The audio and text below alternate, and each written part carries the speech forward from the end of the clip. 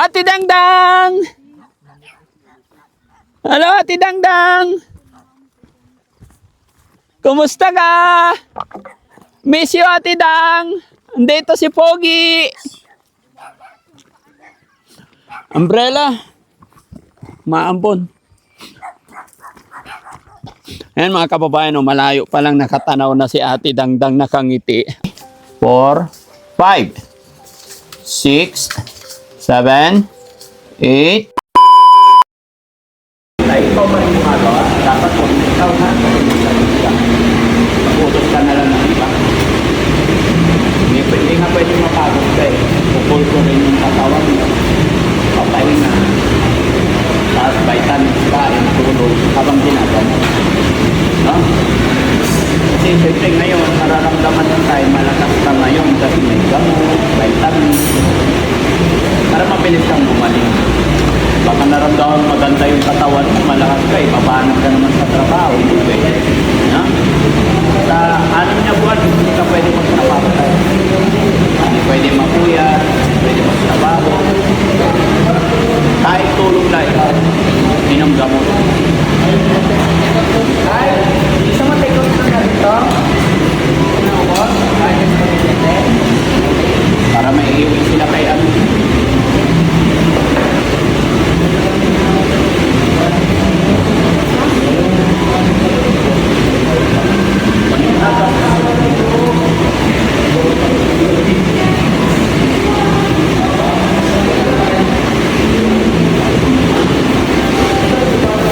So yun mga kababayan, time check po, 6:19 ng hapon. Magmula kahapon, pangalawang araw po ng mission namin kay Tatay Rudolph. Pero sa oras na ito, iaatid na natin sila sa kanilang tahanan. So okay, lakad po tayo. Ayan. Ano, bakit pinapagpag mo na yung binti mo dyan, Lolo Jesse? Ha? May tungkod pa. May ito. Maghapon natin sa labas. Kahapon kasi, maghapon na yan eh. 3 araw to dire-diretso malalayo ang biyahe kasi. No? Pero ang importante, gumaling si tatay. No? Tatay Rudolph. Tay, matanong ko lang kumusta ang pakiramdam mo noong hindi pa kita napapa-check up at ngayon na napa-check up ka na, nakainom ka na ng mga gamot, antibiotics. Mayroon na po akong kandin. Lumalakas din ako. Lumalakas ka na. Salamat sa Panginoon. Basta, ingatan mo yung sarili mo tayo. Ano? Concentrate tayo. Culture natin yung katawan mo. Sundin natin lahat ng sinabi ng doktor. Para hindi sayang, no? Alam naman ni Ate Lynn, kaya nga sinasama ko yung anak mo tayo para may makakita, makarinig, hindi lang ikaw, 2 kayo, para pahalagahan natin lahat. Lalong-lalo na po, lasing na ako. Lalong-lalo na po, syempre, yung gamot natin, no? Hindi biro-biro. Tapos pag naubos yung gatas ni tatay, bilhan nyo na lang siya ulit. Importante yon.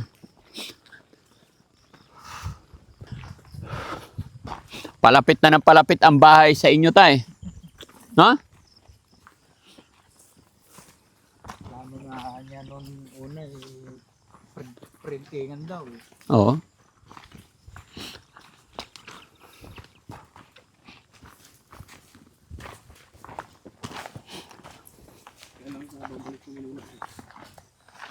Which is po sana. Eh, sabi nila ano daw po, kantahin ko daw po yung binyag ng Yung? yung binyag po na Ay, oo. Ilang baboy ba kakatayin nyo? po sa kanila. Oo. Biglaan po yung plano kasi nila. Ha? Biglaan po yung plano nila. Bakit? Ewan ko po. Wala pa po kung update. Di bali, makakausap ko naman.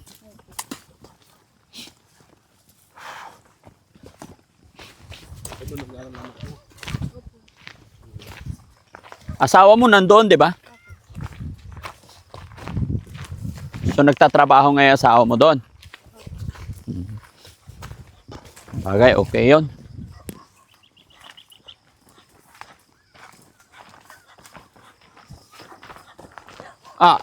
Lasing na rin yung naghahawak ng camera. Ay, kumain naman. Ilog ko biyahe. Ha? Ilog ko biyahe. Balikan. Manila. Balikan pa naman Manila eh. Hindi na pwede kasing ipagpabukas kasi bukas na umaga si Tatay Kalis naman ang ipapa-check up namin. Kilalang kilala na nga kami sa toll gate eh. Kadadaan mo lang dito. Bukas na naman. Oo. Ganon yun. Buti pa yung kalabaw. May pahinga eh. Ay, si At, ay, very good tayo. Lumiliwanag. Oh, tignan mo, lumiliwanag. Patira mo sa mga anak mo yung mga kahoy na yan. Para magkaroon ng liwanag yung mukha ng bahay, di ba?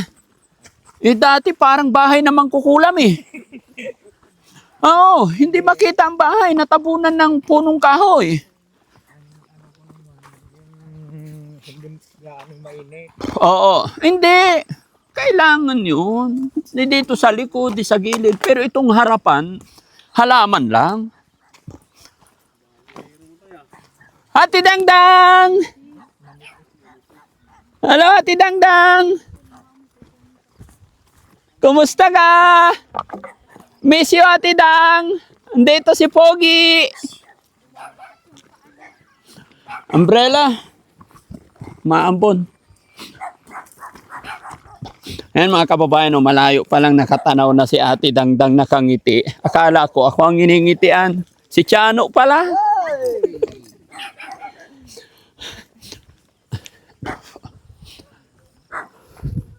Tidang, dito na kami. Magandang hapon. Batiin. Magandang hapon, Ate Dang. Tidang, Ayun. Kumusta si Ate Dang? Ha? Kumusta si Ate Dang? Okay lang. Ayun. Kumustahin mo naman si Chano? Kinikilig talaga pag kay ka. Ba't ang dumi naman ng kamay mo? Ba't ang dumi kamay mo? Hindi. Kuko, at saka yung kamay. Anong ginawa mo? Maghugas ka ng kamay mo ah. Hugas ng kamay. Hugas ng kamay. Kumusta naman si Ate Dangdang? Okay lang. Magandang gabi sa'yo, Ate Dang. Magandang gabi rin. Okay. Kumain ka na, Ate Dang. Hindi pa. Anong ulam niyo po? Pansit. Pansit. Sino nagluto? Si Ate Melissa po. Sino si Ate Melissa? Yung hipag po namin. Bumalik. Apo. Oh, very good naman. No? Okay. So, andito na si tatay mo. Okay ka na? Happy? Nawala siya isang gabi. Hindi ka nalungkot? Hindi naman. Hindi naman. Okay. No, asan na yung take-out na Jollibee sa kanya? Ayun, may pasalubong sila sa'yo. No? Para pag alis namin, may kakainin ka, ha? Okay, so yun, mga kababayan, mga kabarangay. Natapos po yung 2 days, 2 araw na mission natin sa pamilya ni Ate Dangdang.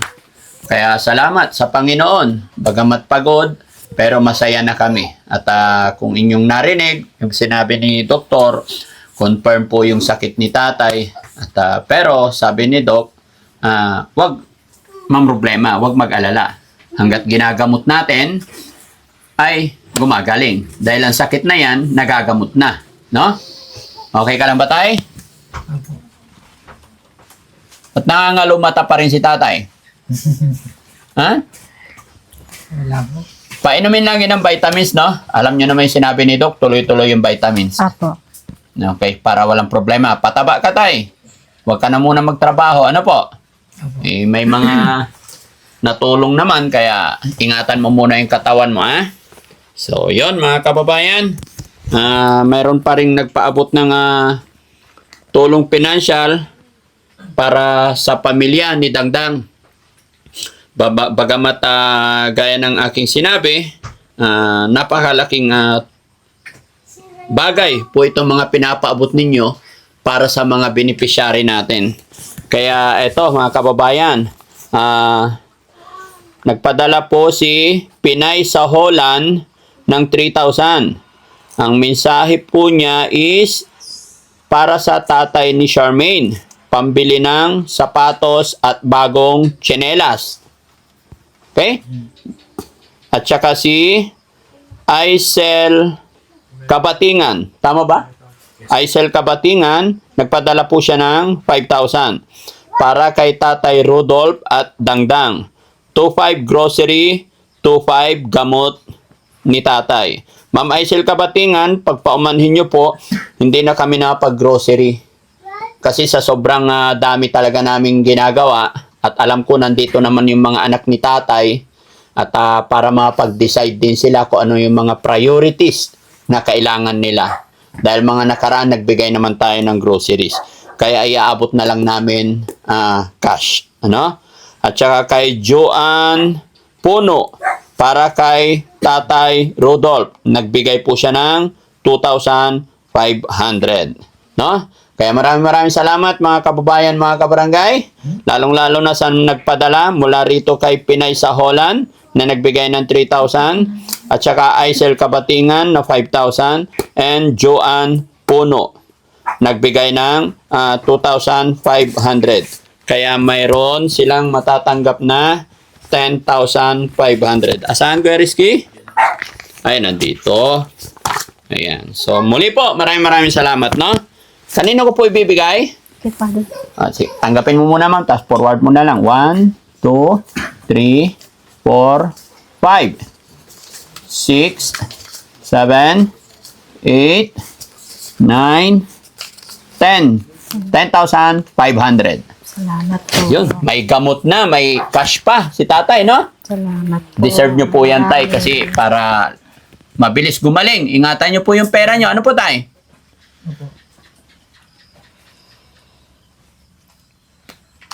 Ano masasabi ni tatay? Nagpapasalamat po ako sa mga nagbigay sa amin ng tulong at lalong-lalo na rin po sa inyo, Daddy Frankie, sa team Daddy Frankie. Salamat po.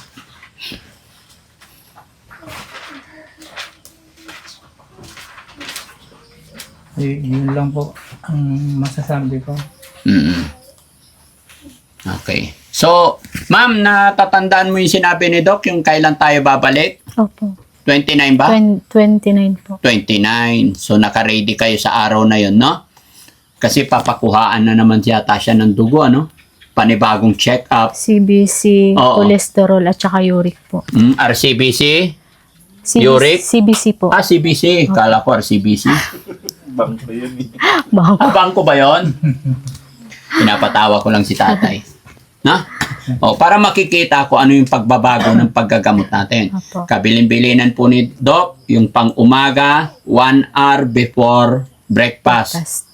And then, after breakfast, meron na naman. Apo. Mababasa nyo naman doon sa mga instruction. Apo. Okay? Si Ate Dang naman. Okay ka lang, Ate Dang? Okay na. Tumaba na si Ate Dang. No? Anong ginawa mo dito maghapon? Nanood. Nanood na? Nanood, nakinig ng kansion. Oh, nanood ng kansyon. Ano bang paborito mong kansyon? Mahalo na.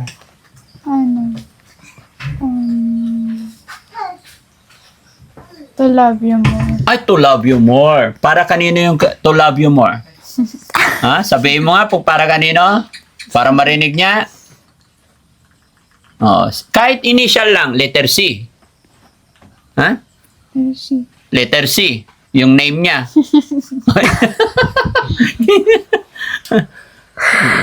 Saba. No? Okay. Happy si Ate Dangdang, no? Maraming nagmamahal sa iyo, Ate Dangdang, no? Hanapin mo na lang yung magmamahal din sa iyo, no? Huwag kang mawala ng pag-asa habang may buhay, may pag-asa, ano? Okay. Babalik pa rin naman kami dito kasi syempre ito 3 months, 'di ba? Opo. Tapos si tatay sa end of this month. Ayan. At mga kababayan, mga kabarangay, nag-message po si Ate Laika sa amin. Nag-message sa amin kahapon. about sa pagpapabinyag ng kanyang anak. Kaya lang, wala pa siya rito. Nasa ospital yung kanyang anak. Kaya babalik na lang kami ulit siguro para ma-help pa natin. Kasi nag-message po na kung pwede daw kunin na ninong si Chano. Sabi ko naman kung kagustuhan ninyo si Chano, masaya namin tatanggapin. Yan ay blessing yan, hindi yan itinatanggi, 'di ba? Kasi kasabihan sa amin is bawal tumanggi. At saka si Mami Rochelle daw kukuning ninang, no? Okay. So magiging anong tawag ni si Chano, magiging kumare na. Ay kumpare. Pare. No? So, mga kababayan, abangan nyo po yung pagbalik namin at pag-uusapan para mas makatulong pa tayo. Baka isa yun sa dahilan na kahilingan ng anak ni Ate Laika yung mapabinyagan na para hindi na po sakitin. Napaka-importante po yun. No? Kaya abangan nyo mga kababayan at ako yung papasalamat sa mga nag-sponsor ngayon. Ulitin ko po kay Pinay Saholan, kay Aisel Kabatingan at saka kay Ma'am Joanne Pono. Maraming salamat po mga kababayan. Napakalaking bagay po yung mga naibigay ninyo sa pamilyang ito. Sana po mga kababayan, di po kayo magsawa na sumuporta, tumulong sa amin. Lalong-lalo na sa pamilyang ito. Huwag po sana kayong bibitaw hanggang sa paggaling ni Ate Dangdang, ni Tatay, at ng anak ni Ate Laika. Ganun po talaga mga kababayan, nagkataon po na talagang sinusubok sila ng panahon. Kaya sana hindi kayo magsawang sumuporta sa Team Daddy Frankie para tuloy-tuloy na matulungan sila. Ate Lynn, ano naman ang masasabi mo sa dalawang araw na mission biyahe natin? Grabe po. Kami nga po napagod. Lalo pa po yung mga team. Halos dire-diretso na sila magtrabaho. Nakita ko po talaga yung tiyaga nila. Maraming salamat po. Sa mga sumusuporta din po, maraming salamat po. Sa mga sumusuporta sa Team Daddy Frankie at lalo-lalo na kay Daddy Frankie. Salamat po ng marami. Sa mga nagbigay, nagpaabot ng tulong pinansyal ngayon? Ganon din po sa mga nagpaabot ng tulong pinansyal para po sa pamilya ko. Maraming salamat po. Malaking blessing po. Palagi. Malaking blessing po para sa kanila yun. Maraming salamat po. Okay. So, yun mga kababayan, mga kabarangay, talagang medyo pagod na po. Kung mapapansin nyo, wala na rin ako masyadong masabi. Kaya pansamantala kami magpapaalam. Magandang gabi po sa inyong lahat mga kababayan, Luzon, Visayas, Mindanao, mga kababayan natin OFW, mga kababayan natin na nasa ibang bansa. Maraming salamat and mabuhay po tayong lahat. God bless.